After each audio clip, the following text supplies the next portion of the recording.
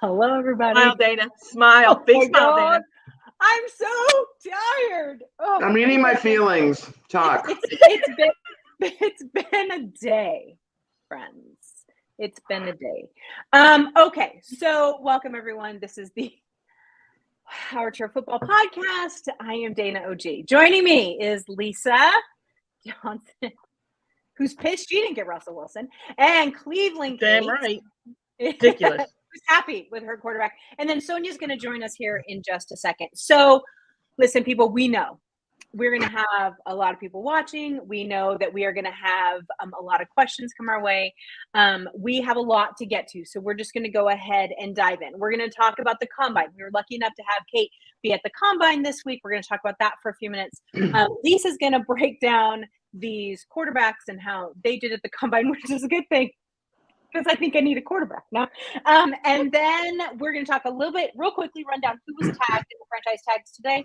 And then we will dive headfirst into Russell Wilson and Aaron Rodgers. So dig in, people. We are going to be here for a minute. Lisa, we've had 2 weeks off.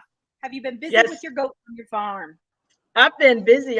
But first I want to tell you guys happy International Women's Day. You too. Thank you. Absolutely. That's huge for us.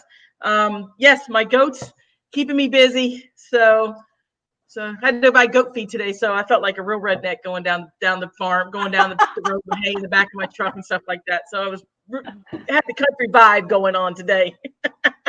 Plus with all the breaking news. Like I said, my phone started buzzing.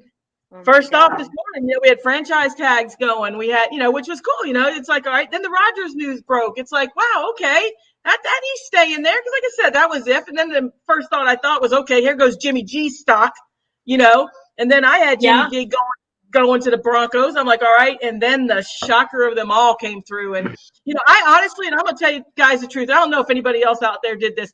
I actually had to go to Adam Schefter and like 5 other people just to make sure it wasn't fake news. Did anybody else do that? I just had to make sure I wasn't getting punked, Mm-hmm.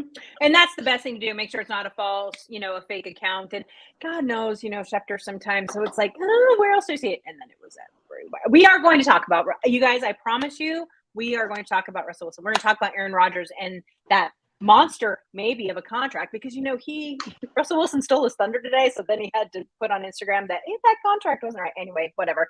Doesn't matter. I've had just a day. My phone did not stop. It didn't stop. And I was at work. And my boss said, Dana, you still have to do your job. I'm like, listen, I realize I work in a hospital, but this is important.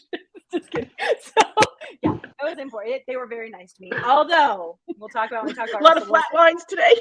Yeah. No, I work in a children's hospital. That's bad. But the reaction from Chiefs fans was interesting. So we're going to talk about that a little bit today. All right, but let's go ahead.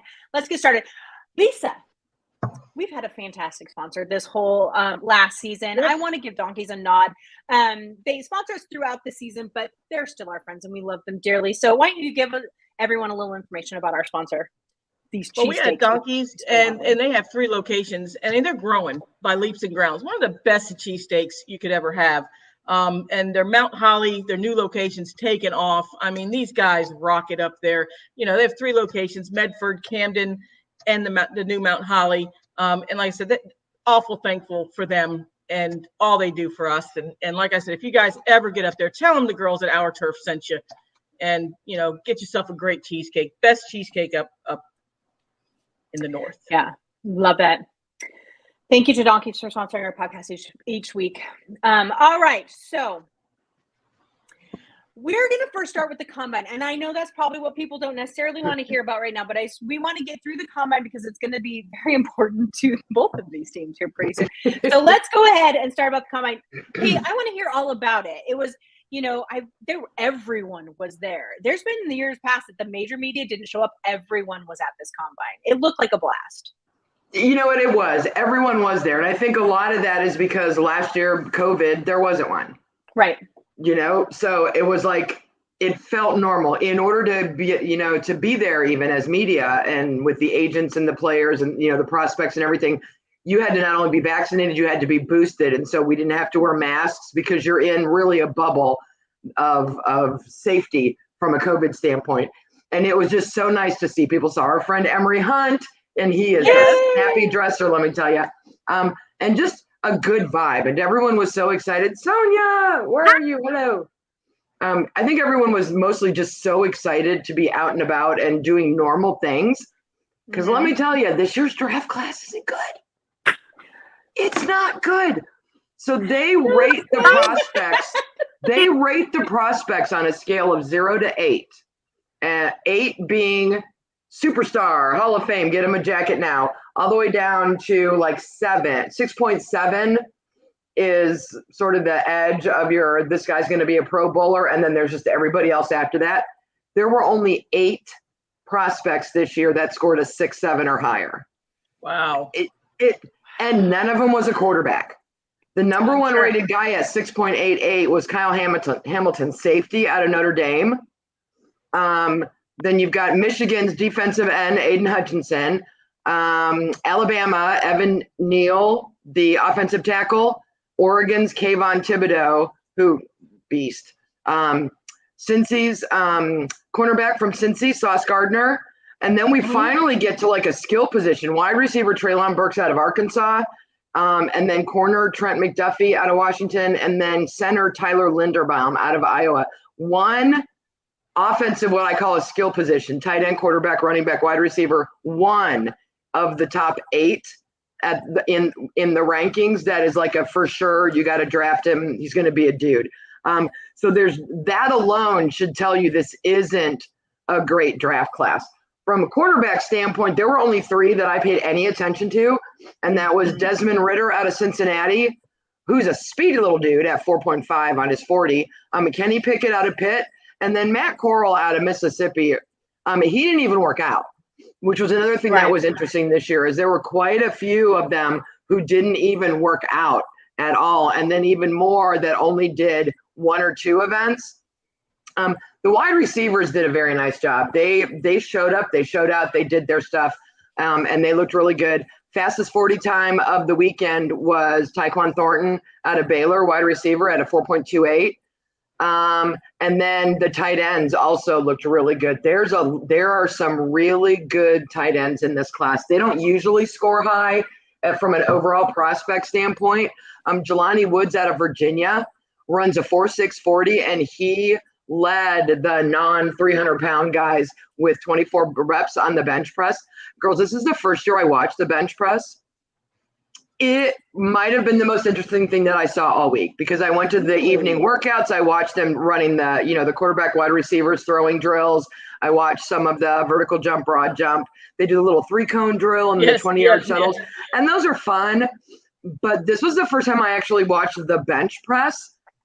I posted one video on a couple videos on Twitter about it, and I'll have an article about the bench press itself with some stuff in there, because when you're watching the other events, they're just out there on the field, they're doing their thing. It's just the 2 guys, they're all competing against each other.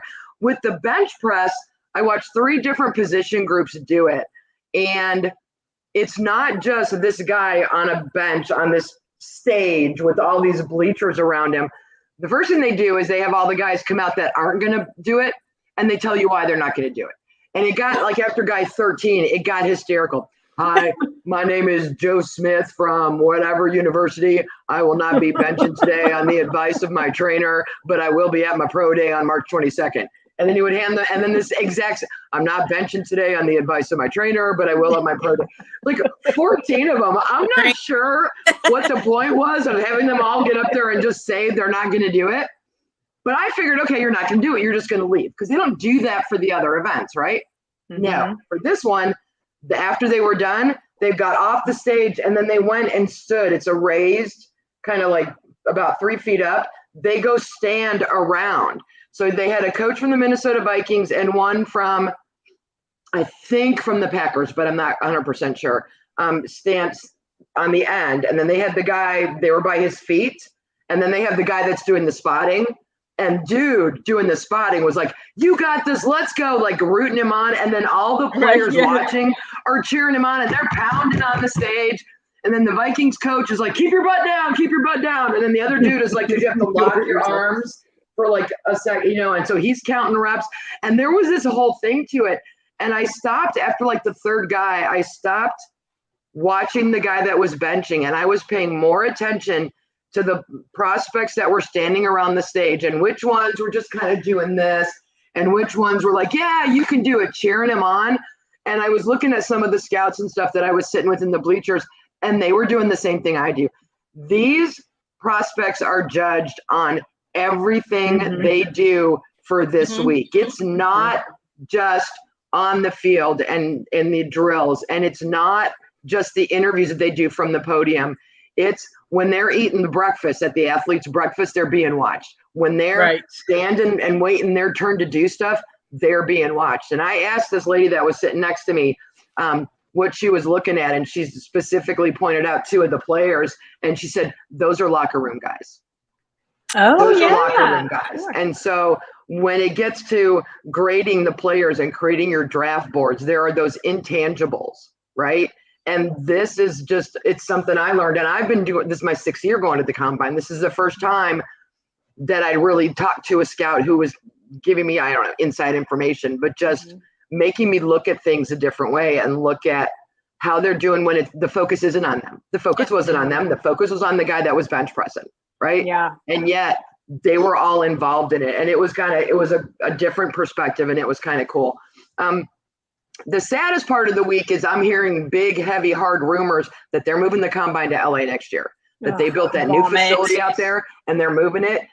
I talked to, I was introduced to a couple people that are actually part of the planning committee that run the event from Indy. And they said they can neither confirm nor deny, but they are pretty darn sure that if it does go to LA, it won't stay there for long. Because come back to Indy, or it's going to come back to Indy because so the nice thing about Indy from a convention, I love the city of Indy from a convention standpoint.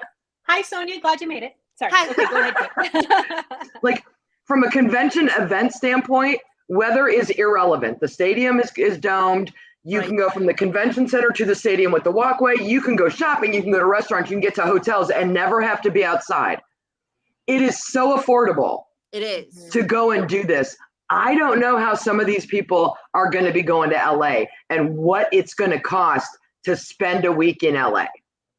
Yeah. Do you know what I mean? It's going to be insane. And I think in a very real way, there are way more distractions in LA than there are in Indy as far as when you're going out in the evenings.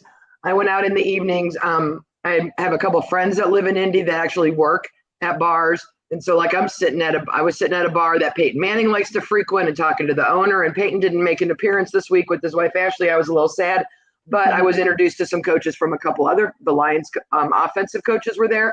The Raiders defensive back coaches were there. So I met some, I was talking to those people.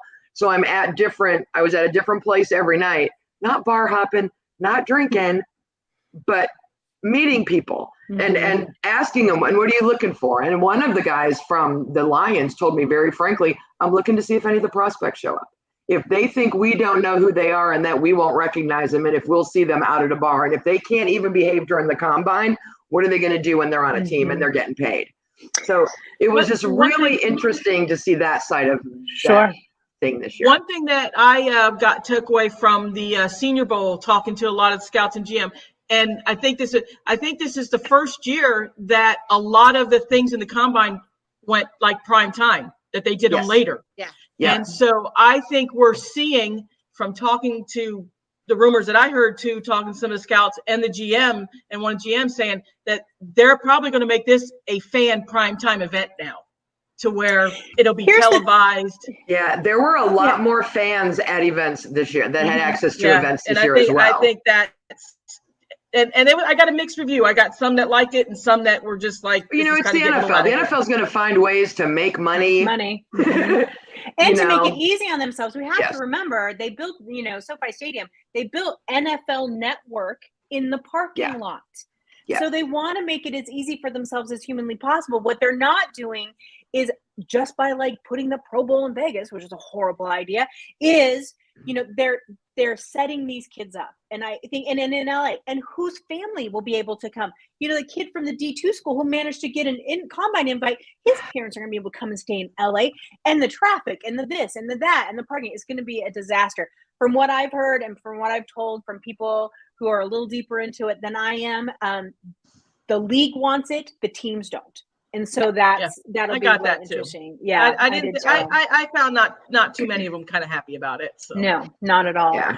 So I mean, if your team needs a tight end this year in the draft, Chig Okonkwo, I always mess his name up. Okonkwo from Maryland, Jelani Woods from Virginia, Grant Calcaterra from SMU, even Greg Dulcich from UCLA. His numbers weren't as good as the other guys, but listening to his interview and just seeing how he composed himself, those are guys that I keep an eye on. There's a pretty deep wide receiver class this year. A lot of really good guys coming out from the wide receiver position.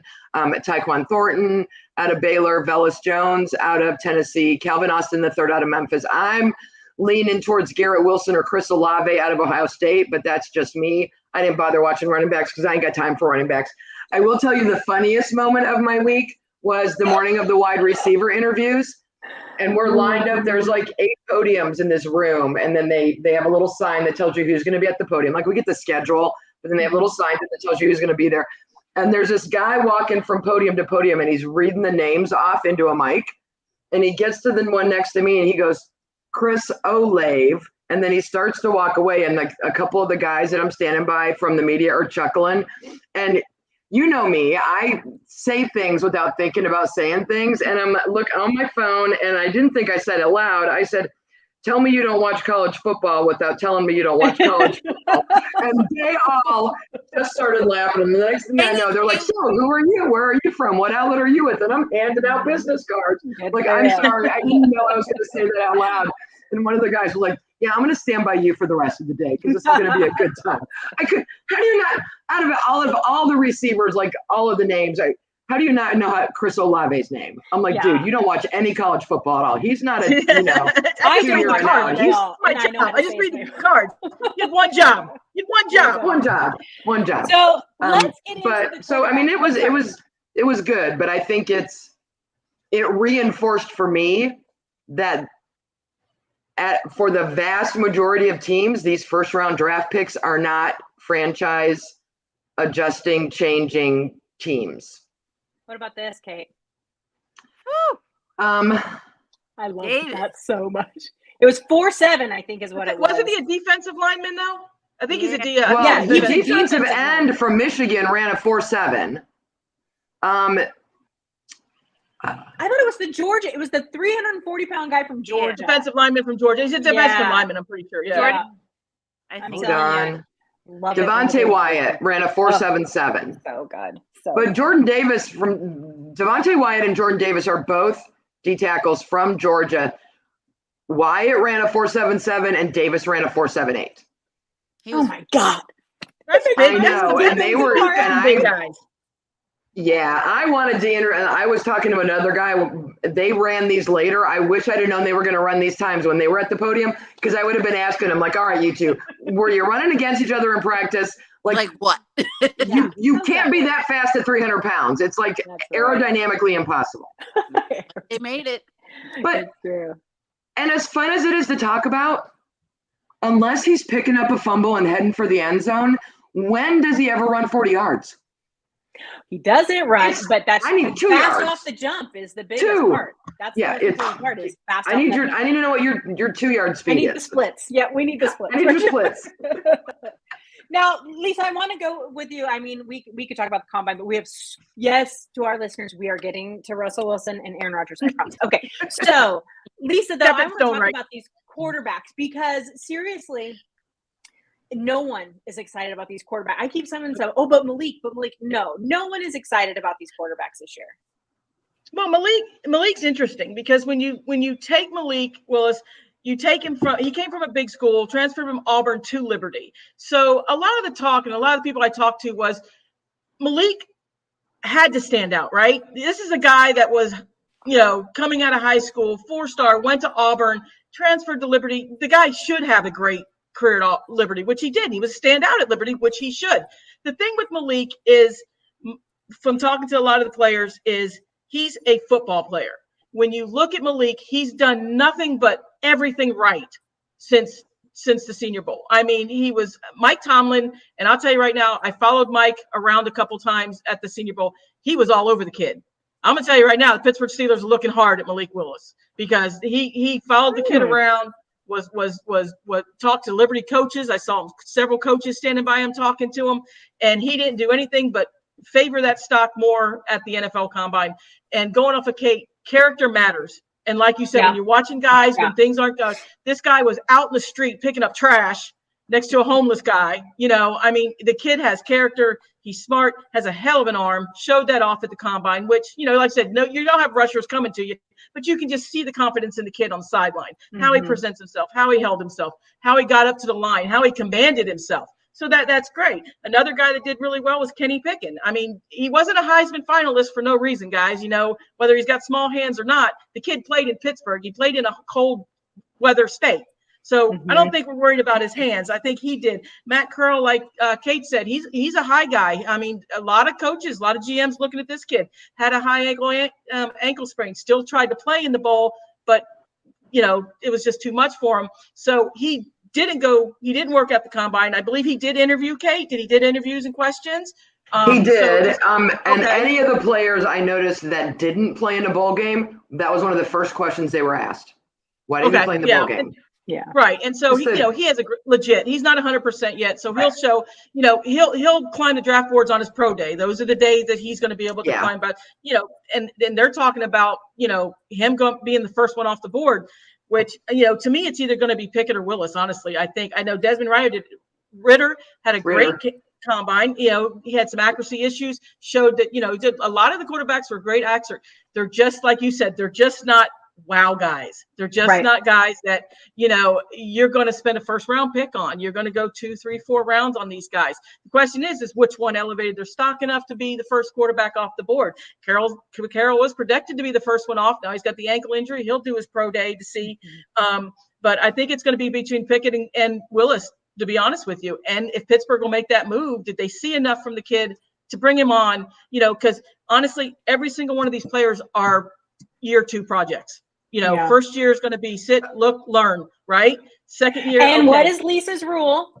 If you're going to get drafted as a first round quarterback, you should be able to start day 1. Right. So, and none of these quarterbacks have that. So I would be surprised I would be surprised if Pittsburgh went after Willis, just because, I don't know, maybe I wouldn't be. Pickett at least played in Pitt, so he's used to that exact same weather, like you said. Willis is a lot like Lamar Jackson. He needs to be coached up. He needs better pocket presence, and he needs to work on reading defenses. It would be interesting to see if Pittsburgh's willing to bring another Lamar type into our division, how that works. But I don't know that they have a year, and both of these guys need a year. Willis definitely needs a year. Pickett, you might be able to throw out there with Pittsburgh's offensive lines if they You would have to say he'd be the only one that was almost ready. You know, if you go and you can't knock down Sam Howell. I mean, Sam Howell from North Carolina. You know, he's gonna enter the mix of one of these guys. So it's gonna be just where these guys land, whether you're gonna make that move or not. But I certainly don't see anybody drafted. Yeah, Pittsburgh has a history of drafting a quarterback and then he plays for 20 years. Yeah. I mean, True. So here, Big Red is in our comments. He's got lots of questions about this. He wants to know whether there'll be more quarterbacks taking this draft with some legends retiring or moving teams. He wants to know about non-power 5 schools having a player that has a chance to go first round. Lots of questions. So I'm going to encourage you to. For those of you listening, Kate goes to the Combine every single year for us. She covers the Combine for us, and Lisa goes to the Senior Bowl every year for us. And so they really are the two that are in depth with kind of these new guys. So if you have questions for them, I really encourage you to follow them on Twitter. They'll be happy to chat with you on Twitter about this. I also want to let everyone know that we are going to go in depth. We are going to hopefully get our friend Emery Hunt to come on, who we've already talked about. And we're going to go in depth to some of these kids later before the draft here in a few weeks. And so please, we'll let everyone know when those college shows come on. But we do need to move on. So sorry, ladies, but we do need to move on. They would talk college ball all day. All day.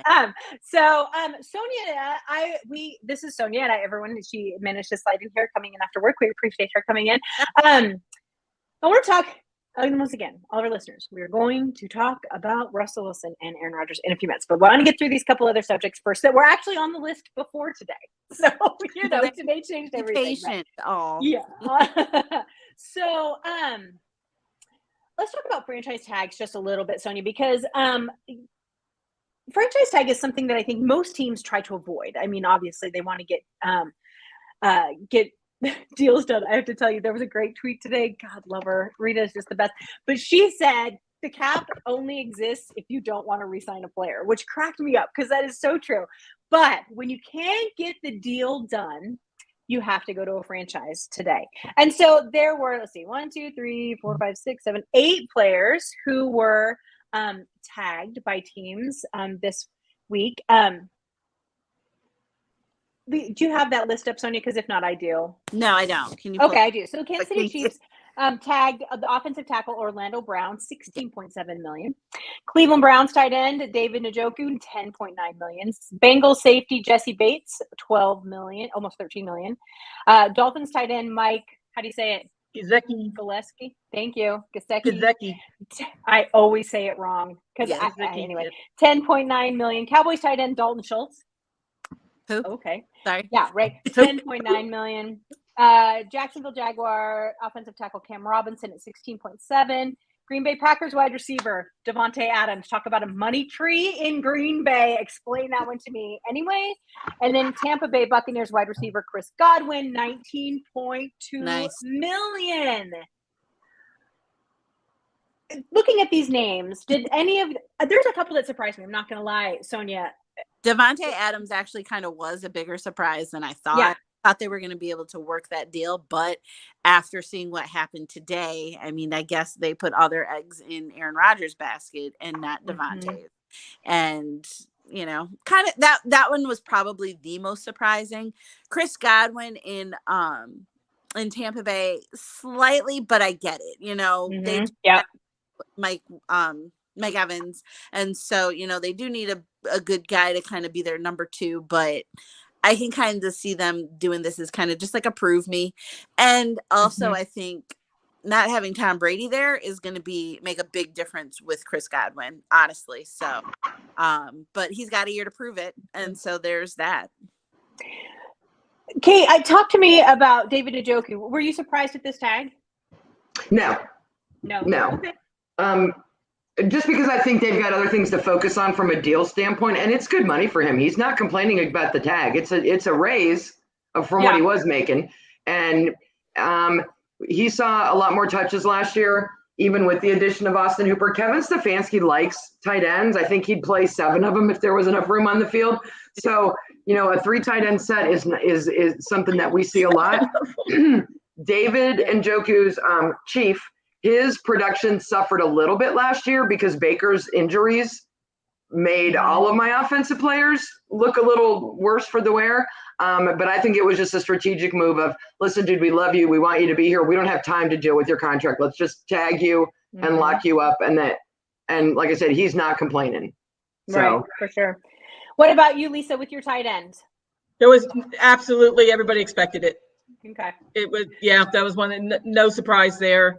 So, I mean, very minimal. Everybody, we expected the tag, so it's nothing new. So the most interesting one for me was Kansas City Chiefs offensive tackle Orlando Brown. They would have been morons to let him go. I totally agree that that they needed to tag him, but I think this has to do with them trying to figure out what the hell they're going to do with their cap. Okay, so we have to remember cap space. Now, I think this was pre-tags. I don't think it's been updated since tags. The Chiefs are minus $5 million, negative $5 million. Now, what's the first thing they're going to do? They're going to adjust Patrick Mahomes. They're going to do this. They're going to do that. Once again, the cap is just a fake number we like to throw out there to make people think it's important. But I do believe that with them franchise tagging him, they must have other steps. I don't think that means Tyrann Mathieu back. I don't think that, there'll be some players gone at that point, whether it be Chris Jones, whether it be Frank Clark, I don't know. But I think this was a placeholder saying, you are important to us, but we got to figure out the rest of this crap before we extend you. And I think that's probably what that was there. So just want to let everyone know that until today, we know that we're going to talk about Aaron Rodgers first. Okay, hold on. Should we talk about Aaron Rodgers or should we talk about Russell Wilson first? Did you mention that the Packers are now in a worse cap position than the Saints? Because the Saints were in a holy hot mess, and the Packers, bam.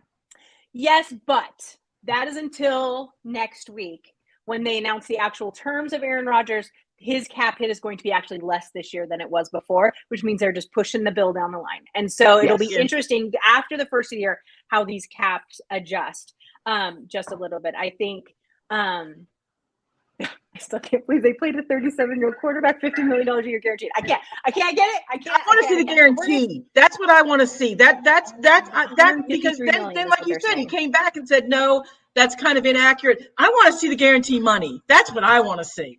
Is that true? Is the money guarantee true?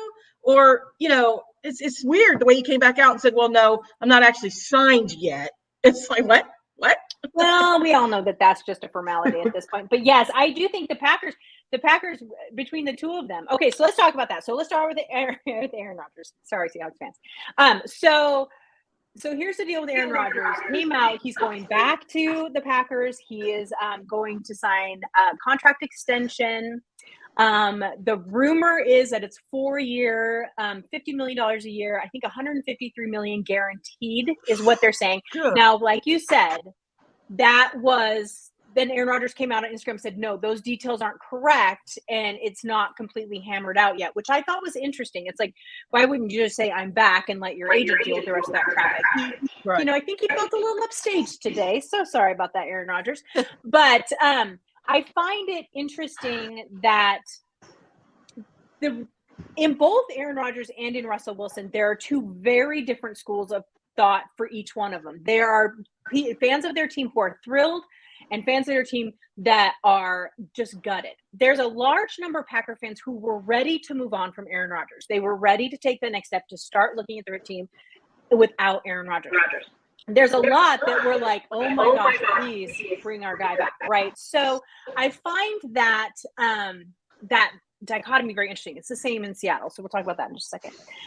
But what's most interesting to me is I want to know from you guys. Sonia, I'm going to start with you. What is the long-term plan? They drafted Jordan Love with a first-round pick. Talk about a waste. And then maybe they didn't like what they saw from Love. Maybe they didn't think that, after getting him in-house that he was quite what they thought. And then Aaron Rodgers is the 2-time MVP. I get that. I respect his football level. But are you going to guarantee money to an almost 40-year-old quarterback? I don't get it. Sonia, what do you think the thought process is there? He's Aaron Rodgers. He is the Packers. That's just it. Right? Yeah. And so, they realize that the Packers right now, he's pretty much it. And if they want to have a chance at anything, that, keeping him complacent and happy, I guess, is what they're going to do, obviously. Why? Honestly, I don't know. I thought that after this year that they were going to be done and just kind of be ready to move on. Mm-hmm. But I don't know. He has some sort of or something. Right. It's baffling to me, Lisa, because we have seen Aaron Rodgers have amazing seasons like this year. Right. And then we've seen him get injured regularly and be out for a whole season or a good chunk of a season. Do you think it was just... I read this on Twitter. This was not my idea. That they were like, if we can't have him, nobody can have him because we're going to pay him to only have ever played for one team. I just don't know that makes good business sense. But with the way the Packers organization is set up, maybe they were worried about that fan base. I'm not sure. What did you think when you saw this? I was kind of shocked, to be honest with you. I really had him in Denver. I really did. I mean, I think we talked about it on I think we were all, and then I was thinking, oh, well, maybe Tampa might come in. I really honestly thought he was done with Green Bay. I had no idea that he would, I would have bet money. That's a pun. Bet. Get it? Rightly. No. I know, right? I would bet money that this was going to be the farewell tour. Because like you said, it has almost seemed like Packer fans were okay with it towards the end of the season. It's like they were ready and okay, let's brace of what we're going to get. And then I think they started thinking, oh, what are we going to get for him? we're going to get some first round picks. We're going to, and I think they kind of started thinking that way. And then now, bam, like you said, now where are we with money? Where are we with free agents? Okay, they got Adams back. Okay, so they got, Rodgers.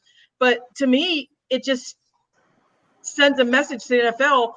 There's just no NFL franchise quarterbacks that I think they thought that they could bring in quarterback-wise. The quarterback outlook, you look at that free agency list, and you're looking at Bridgewater, Mariota, Fitzpatrick, Winston. I mean, there's nobody. There is nobody. Oh, I know. Believe me, I know. Draft. And it's like now, to me, it's like now if I'm a Packer fan, I'm happy because it's like, I'm looking at my free agents. I'm looking at this draft prospect coming out. I'm not seeing anything coming up great right now to who's going to get it. So, to me, I don't necessarily think that means that Love's out of there. Everybody's like, think he's going to get traded now. And I don't know. I think they're going to try to keep that. So I know. So, but as far as now, if you need a backup quarterback, you're set. But if you're looking for a guy that's going to come in and bridge, you're going to need a couple good years of somebody that's going to be decent. Yeah. So I think that just played a big role in it. There's just nobody out there that could replace an Aaron Rodgers. Yeah. I think the interesting thing with keeping Love there is that they could get something for him. Where that may be, I don't know. But they could get something for him. But at the same time, nobody's seen the kid play, though. That's the thing. Well, there's still that big question mark on him. Right. And I think that the other part, if they do decide to move there, is because they know that Aaron Rodgers is almost 40 and could get injured. We've seen it a million times. And so at least he knows the system. They're not bringing in someone new. This one didn't expect this. I'm not going to lie. I didn't expect him to stay in Green Bay. I thought he was going to retire. I really, really thought. And apparently he really contemplated it for a while. Then I just figured he was going through a midlife crisis. He broke up with Shailene. He's got that whatever that hair thing is he's doing. I don't get it. I don't like it. It needs to stop. One of the things that I do think Lisa touched on a little bit is the free agent market. It's going to be a lot easier for Green Bay to woo free agents to come play there with Aaron Rodgers under center than it is with Jordan Love. But they don't have the money to pay free agents. That's just it. I think we didn't think they had the money to sign him either, Dana, and they came up with that. True. Well, hell, I mean, the Chiefs have a money tree too. Like, I don't understand how that works. But the whole point is the fact that it's like they don't have the money to play these free agents. So they're like, okay, Aaron Rodgers, we're going to give you this chance to completely carry this team. He and Devontae Adams, there's no one. There's no one else. No I in team. Oh, my God. No, but there's me. All right, next. And that's it, right? So, yay. I always said this. This was my tweet today. I appreciate that Aaron Rodgers did not retire because then we can switch our communal dislike of Tom Brady right over to Aaron Rodgers since Tom Brady retired, maybe. So, you're up, Aaron Rodgers. You get it all. All right, so let's talk about Russell Wilson. Okay. Wow. Yes. Wow. Yeah, it was a wow moment. The first thing I said is, I can't breathe. And I put my head down on my desk at work. And I think my coworkers thought I was having a heart attack. They're like, what's wrong with you? My face is bright red. I'm like panicking. Okay, so here's the thing with Russell. Many people, lots of the media, lots of fans, we knew this was going to happen. We thought it would happen next year. We knew that this would all come to a head. We thought there would be one more season, especially with the revamp that they did with the defense and the coaching and that sort of thing. And most people really thought that they would try and trade Russell out in 23 when he started asking for the contract. He has been asking for 2 years for a new contract. I will never say a bad thing about Russell Wilson, but there's opposing thought processes on this. One is that Russell Wilson has been pushing to get out of Seattle for a while. He wants to be the highest paid player in the league, which now Aaron Rodgers is, which I think played into some stuff today, which my Chiefs fans were so offended that Patrick Mahomes was not the highest paid player anymore. Like, that means something. But it was interesting to me the way in the terms it fit. Denver was never on the list. Remember, he gave us that 4-team list last year of places that he would go play for. Denver was not on that list.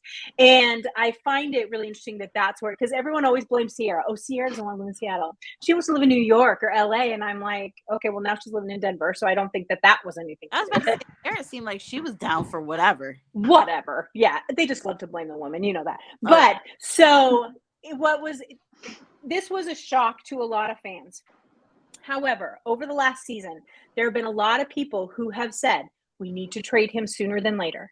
We have to get more for him than later. And last season was not good. He was injured. Okay, that was an excuse. But what happens if he had another down year due to the other players on the team, whatever it is, his trade value goes down. And so the team, knowing they're going to have to revamp and rebuild at some point here, Seattle Seahawks were getting pretty old. And so in football terms, we all know how that works. And so should they get more for him than they should have? A lot of fans wanted him to go to Chicago last year. They were ready. They were like, nope, take everything Chicago's going to give you. But I just think that they really felt that they had a few more years that could work this out. Russell's had some discontent there for a long, long time. Seattle Seahawks are a defensive-minded team with a quarterback who wants to be a superstar. They go together really well if there's balance, but Russell wants a Patrick Mahomes type or a Aaron Rodgers type situation where he carries the team. Awesome. He's going to get that in Denver. So good for him. I think that the compensation was interesting. Most people thought 3 first-round picks were going to be the bare minimum that you would get for Russell Wilson. They got 2 first-round picks. Should have been. Should have been. Should have been. He's 30. He's going to be 35. Washington had the deal, and Washington put a hell of a deal together for him, and which tells me that he had some say in this, because Washington beat the Broncos out on picks and stuff like that, and so Russell had to say where Russell was going. He absolutely did. Yes, he has a no trade clause, so he has to okay the trade. But here's the thing: there's 2 things about that. Is one, the rumor is right now that the Seahawks did not want him in the NFC. They said if they're going to trade him, he had to go to the AFC. And second, I do not see Russell Wilson playing for an owner like Snyder. No, I don't see that. I don't see that happening. As he has one thing about him, he's very morally convicted. He's a man of faith, and he has a daughter. And I don't see him playing for an owner like Snyder. So if he doesn't have to, he's not going to, right? I think he proved that, Dana. I think he proved that, and huge kudos to him for that. For me, they got Noah Fant, Shelby Harris, and Drew Lock.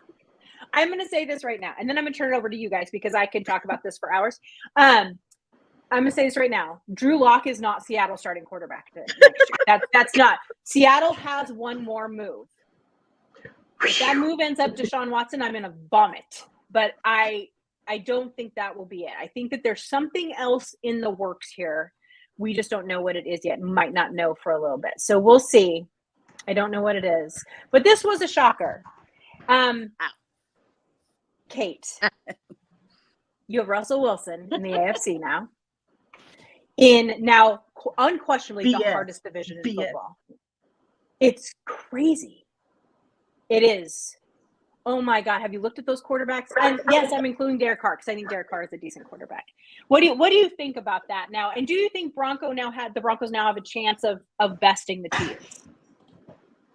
Yes, I do. For me as a fan of another AFC team, it's either I got to go against. Ultimately, I either have to beat Mahomes or I have to beat Wilson. It's not like I have to beat them both. I still only have to beat one of them. So what's one more in the division? It doesn't matter. Bring him on over. At least he left the NFC. When Tom Brady left New England, he didn't leave the AFC. I mean, I still had to deal with him. Yeah. No, wait, Tampa's in the NFC. He's in the NFC. Yeah. He did go ahead. I still had to deal with him because I had to write about it. Right. I don't. I had a list in my head of quarterbacks that were going to go to Denver, and he wasn't on my list. So I don't know. I'm still trying to absorb it. I don't know how you're dealing with it. I was frankly more shocked at the Aaron Rodgers is staying in Green Bay news than I was at that, because that is still, that dude's crazy. Yeah, for sure. Right, for sure. So it's going to make the Pick'em show a lot more difficult for me next year, because definitely that division, that division, boy. Yeah, That's going to be gonna be hard. So here's another interesting thing. Just last Wednesday at the Combine, Pete Carroll was interviewed, and he said, no uncertain terms, no questions asked. We are not shopping our quarterback. Okay.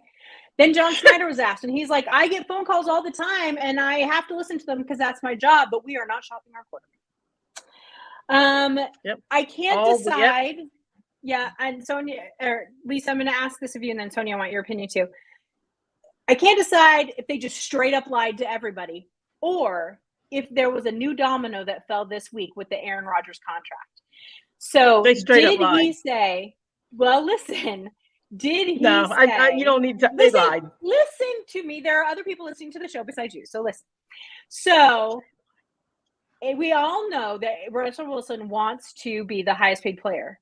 The Seahawks saw that Aaron Rodgers contract and said, we are never going to pay you that. Yep. So we're going to start listening to these trade conversations. So did that happen in that window, or do you think this has been the plan all the way along?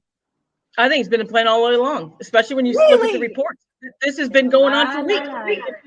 If you look at the reports coming out, this has been, they have listened to teams for 3-4 weeks now. When was the Combine? This week, right? Yeah. So what's that say? I think honestly they've been listening since last year. I think there was a little bit of a thing to that with the 4 teams and his, and look at the BS we got fed with that. Oh, we're not trading him. But if Russell was to be traded, here's the 4 teams we would like to talk to. Come on. Well, he put that out. The Seahawks didn't. Russell Wilson put that list out. So, like you said. I will remind you all that the Odell Beckham Jr. to Cleveland trade got done at the Combine. Yeah, it happens all the time. It happened at the Combine. And I had someone at the Combine ask me what my thoughts were on Russell Wilson and the Seahawks. And I said, I don't know where Russell will play next year, but Russell and Pete Carroll will not be in the same locker room. See, and that's funny because you know what it is? It's not Russell and Pete, it's Russell and John. Just for those. Yeah, you don't do these trades in 24 hours. I know maybe Odell might be different, but you got to understand, between the Senior Bowl, the Combine, all these GMs and everybody are together. They're talking. I think, like you said, I think if they would have got a deal with this last year with Russell, I think Russell would have been traded last year if they got the deal they wanted. Chicago offered more. But you guys got to remember, and I know we're getting a lot. I'm watching the feed coming in and all the questions about Deshaun Watson. Jim Trotter flat out said on his Twitter today that if Deshaun Watson was not in these plans, that this deal was terrible for the Seattle Seahawks. How can he be in his plans if we don't know if he's going to be in jail? But Jim came out and said that, did he not? He came out and pretty much said that there's no other quarterback that the Seahawks should consider other than Deshaun Watson. That's how I took that. Right. Sonia? Yo. I had to talk myself off the ledge today. Okay. Here's the thing. Yeah. You've dealt with a franchise quarterback leaving a team. Mm-hmm. Okay, when Matt Stafford left the Lions. Yeah. And you're so sweet. You still cheer for him. I do. You're going to have to tell me how I can still cheer for Russell. Because he's in the AFC. That's how I think my situation is a little bit different because, okay, you always want good for your kids, if you will. And so, Matthew Stafford gave his all to Detroit, worked hard, and, wife aside, what he did for the field, he did it for Detroit. Mm-hmm. And so for him to level up and go to the Rams and, be able to win a Super Bowl, that was just so cool and just so, such a good thing. Yeah. Here's how you can do it for Russell. I mean, it's going to be hard, I know, because I was like, Denver. But I thought about it a little bit, and the type of person that Russell is, he's going to be around a lot of younger kids, if you will. And so he's going to be able to hopefully kind of start to rally these guys, to work with them, to teach them, and to really kind of build a team. So it's going to be hard, but in the distance, you can say, I see you, Russ. I see what you're doing. And it's going to be good. It's going to be good. I think. Now, I'm still surprised. I was blown away. And I do think that Pete and John were lying. I'm not going to lie. I mean, I think that they've been, working on this for a while. Ever since the rumors came out a couple years ago, that this has been going on, especially if, him and John weren't getting along. So, but Me too, Katie. Me too, Katie. I know. Yeah, it's tough. So let's switch. It's a different situation, right. I think, honestly. So interestingly, I was going to say, I talked about the reaction from the Chiefs fans that I work with. I live in Kansas City and I'm surrounded by Chiefs fans everywhere. And the first one was, "Are you freaking kidding me, Dana? Denver?" I'm like, "I didn't trade him. Don't to me. Don't yell at me." But this panicked that fan base. If you ask me, what should panic that fan base more is the fact that the Chargers have $56 million in cap space and they're going to use every minute of it. The Chargers are the bigger threat, I believe. But it will be really interesting to see what happens in Denver and how Russell changes that team and the way they play. They haven't had a good quarterback since Peyton Manning. We know that. So it'll be really interesting to see what they can do, especially because what did he get? Aaron Rodgers, offensive coordinator, as his head coach. That's all he's wanted, was an offensive coordinator or offensive head coach. So it'll be interesting to see what happens there. So I'm switching this now. I want to ask really quickly. So what does Seattle do? Do they get a renter? I cannot fathom the Deshaun Watson thing. It will just absolutely it's just gross. And everyone I've talked to just thinks it's gross. So I'm not really great with that. But, and I don't think he'll be able to play. I don't think he's going to be able to play for a couple of years. I think that's going to be a whole different thing. But what do? Do you get a vet for a 1 to 2 year rental? Matt Ryan's name has been thrown out there since Atlanta has talked about getting rid of him. Do they go after someone like Tannehill? Do they go after the young guys? Do they go after, Hurd? Do they go after Tua in Miami? What do they do? They better not now. I know, right? Or do they say, screw it, we're just going to see what happens? Because the way they did the offseason, they decided they were going to go all in. They got all new defensive coaching staff. It looked like they were going in. And on the flip side, they trade their franchise quarterback. So it's very confusing to fans. So what do you do in the meantime if it was you? Kate, what do you think? Should they go for a vet for a couple-year rental till there's a good quarterback draft? I would, but one of my favorite writers is a guy named David Carr, not the football quarterback family people, but writes for NFL.com, and wrote an article today listing the top 10, in his opinion, the top 10 quarterbacks that they should go after. And we're going to, again, ignore Deshaun Watson. Jameis Winston was number 2. Marcus Mariota was 3. Mitch Trubisky was 4. And then he put Kenny Pickett and Malik Willis as draft prospects ahead of Jimmy Garoppolo. He did. I saw that. A lot of people did. Ahead of Jimmy and Tannehill and and I thought that was really interesting because I'm trying to decide if Seattle has enough other stuff to draft a quarterback and let them play and let them be bad and do what they're going to do. If their defense is strong enough and if their offensive line can keep him from getting killed his first year, maybe they go draft. And we don't bother with these free agent rentals, and we go draft, and we now start to build. You've traded your franchise quarterback. We are rebuilding. And we're going to start with this kid, and we're going to build around him. And that's another option. I was just going to say, there's a lot of people out there who are like, there's a lot of people out there saying, gut the team. Gut it. At this point, trade Bobby Wagner, get rid of DK Metcalf, get rid of Tyler Lockett, start completely over. And I'm like, free Bobby. Maybe not Bobby. Maybe you need to keep a defense. You need some field position for the rookie, but something. I lived through the 90s with this team. Don't do that to me again, please. But I survived 1 in 31. All right. Right. Fair. We had 2 wins. We had a 2 wins. Listen to this free agents. You got Winston, Bridgewater, Mariana, Trevor Siemian, Ryan Fitzpatrick, Colt McCoy, Andy Dalton still floating around there, Jacoby Brissett, which we had him down in Miami. He's nothing. Tyrod Taylor, Cam Newton, Joe Flacco. Look at that free agent list. Who? Oh my God. That's what I'm saying. There's got to be something going on that Seattle thought. And like Kate said, maybe somebody wowed them in the draft. maybe They didn't wow Picken- you. Why would they wow them? I know them. they did it. But they're Seattle. Hey, listen, Russell Wilson didn't wow anybody, Yep. right? And they took him, and look what happened. So, I don't know. There's got to be something going on that their mindset was like, because you just don't get rid of a franchise quarterback. Unless And you have that's a plan. the problem. Unless you know. But let's not discount little Mitchell Trubisky because he gets a bad rap love for what him. went on in Chicago. I He was think 25 and Mitchell 13 Trubisky- as a starter, which was the I- sixth I'm best with starting you. record of quarterbacks over that period of time. Probably didn't have the best of coaches. Right? So I think Nagy, I blame Nagy. he's got a chance. He's Yep. got it. With the right coaching and the right system, little Mitch could be good. You guys, I'd I love to love get you him. for this. I love you guys for this because I hate quarterbacks in general. So I'm like, they all suck. I hate them. Tannehill will be available. Tennessee don't want him back, so he's also a good one. That's true. Yeah, out of that list, I'm taking Mitchell Trubisky. I am. I'm going to bring him in with Drew Lock, and I'm going to let him go at it. Yes, He's over a possibility. He's a good gap quarterback. He's a big draw. Fans love him.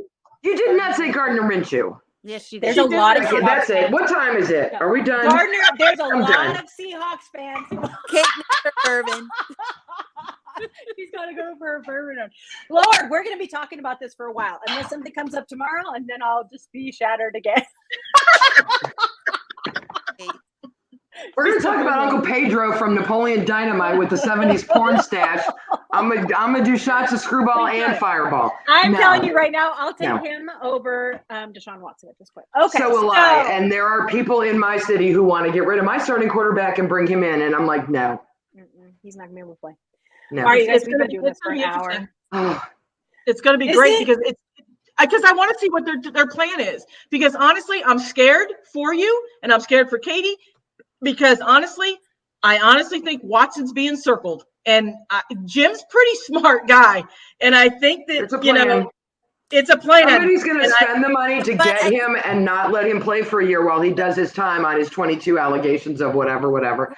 And while they spend a year trying to get their female fan base back, because I think they forget that in the vast majority of households in this country, there is a female who's in charge of the budget and the purse strings, who is buying season tickets and who is buying gear. And you need to stop with the Deshaun Watson crap. Agreed. He belongs in Washington with that owner. He does. Okay. That's exactly where he belongs. We have been doing this for an hour. I want to thank everyone. We are going to be here every Tuesday from now on, and we are going to talk about not necessarily this, hopefully not this much drama. And it won't always be an hour. It won't always be an hour. But it's National Women's Day. We needed an hour. Yeah, seriously. And we've been gone for 3 weeks. So yeah, we're glad. We're going to be here every Tuesday, 8 p.m. Eastern time. You can watch us live on Twitter. You can watch us here on YouTube. And if you join us on YouTube, you can get in our live chat. You can chat with us. We will answer your questions. We'll put them on the screen. We love interacting with people. So we appreciate Katie and Big Red for chatting with us tonight. It was really good. All right, everybody. The drama's just beginning because the new league year starts next year, and it's going to be good. Next week's going to be great. Oh, don't forget the tampering days. Oh, Lord. Those are legal tampering days. Legal. We will see you guys next Tuesday night. I hope you have a great week. Bye-bye. Peace out.